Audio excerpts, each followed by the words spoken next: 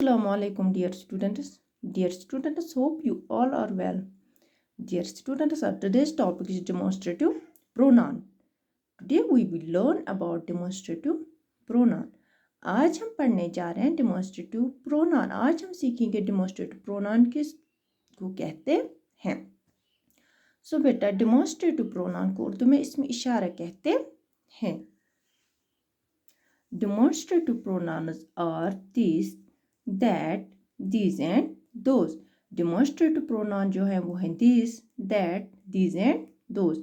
These words represent a noun. ये represent करते present करते किसको?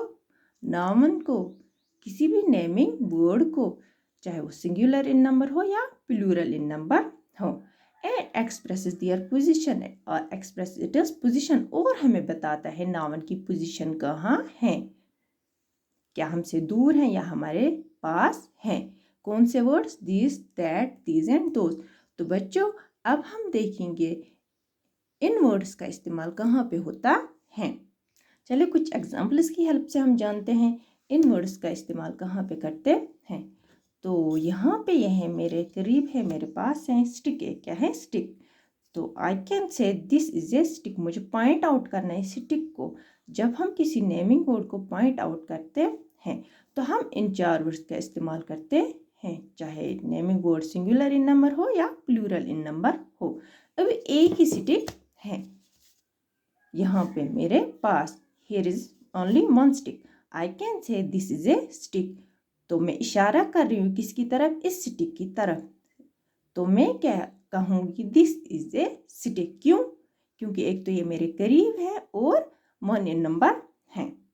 सो दिस हम इस्तेमाल करते हैं जब नेमिंग वर्ड सिंगुलर हो और हमारे करीब हो.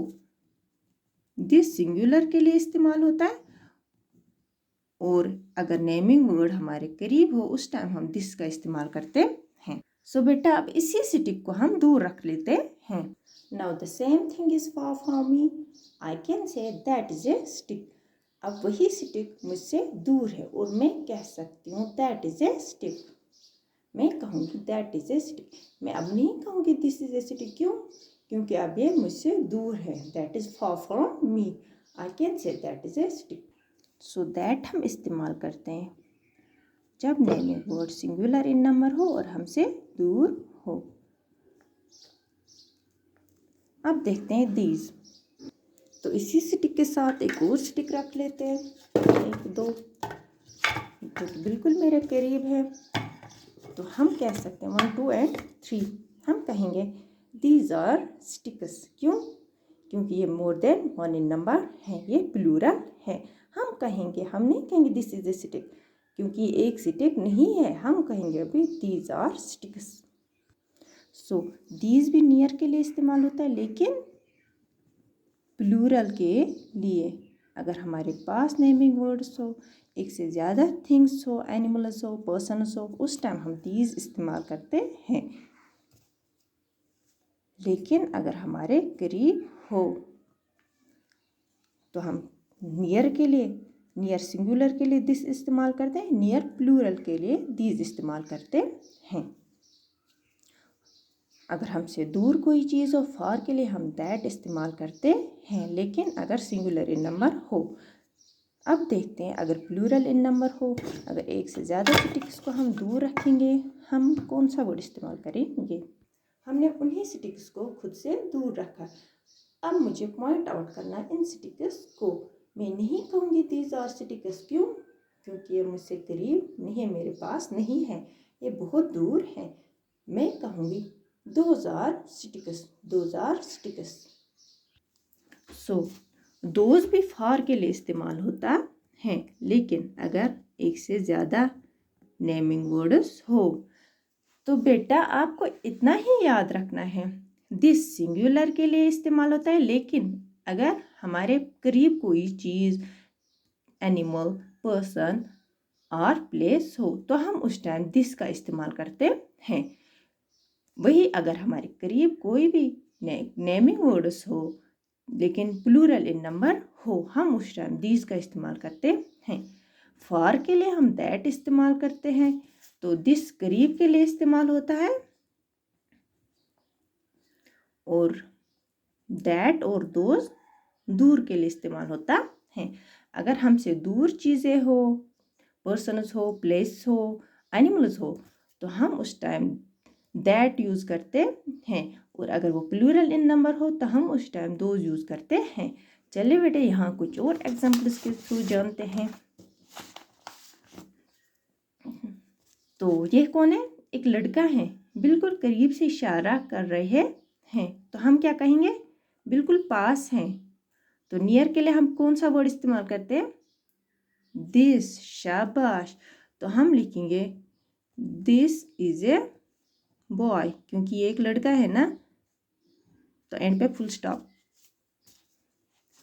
तो सेकंड वन इज स्कूल, लेकिन ये बहुत दूर है, जहाँ से ये इशारा कर रहे हैं उससे बहुत दूर है, तो हम क्या कहेंगे? फार के लिए हम कौन सा वर्ड इस्तेमाल करते हैं अगर सिंगुलर इन नंबर हो? शाबाश, दैट। तो हम कहेंगे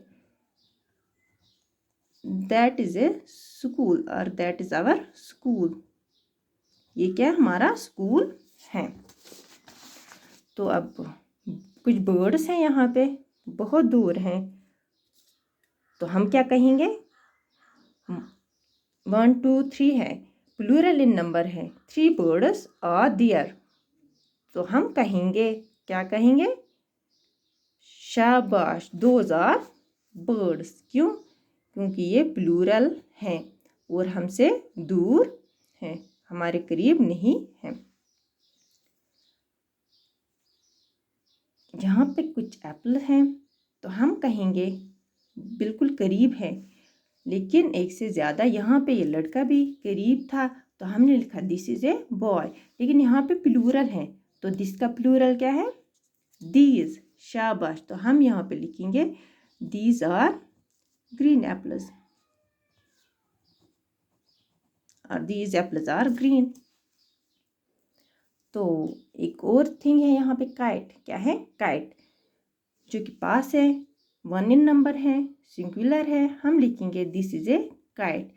तो बेटा अगर हमारे करीब कोई चीज़ हो, नेमिंग वर्ड हो, 1 इन नंबर हो, हम उस टाइम दिस का इस्तेमाल करते हैं, लेकिन अगर मोर देन 1 इन नंबर हो, हमारे करीब हो चीज़ें, तो हम दीज का इस्तेमाल करते हैं।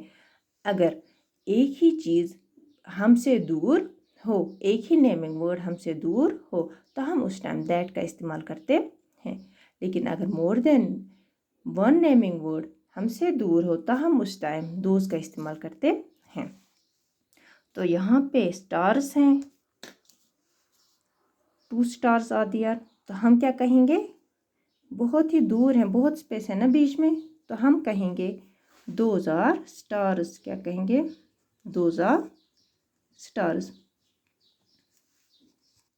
सो बेटा दिस नियर के लिए इस्तेमाल होता है, लेकिन अगर सिंगुलर इन नंबर हो, अगर हमारे करीब नेमिंग वर्ड्स हो मोर देन 1 इन नंबर, उस वक्त हम दीज का इस्तेमाल करते हैं, लेकिन अगर नेमिंग वर्ड एक ही हो, हमसे करीब हो, हम उस टाइम दिस का इस्तेमाल करते हैं।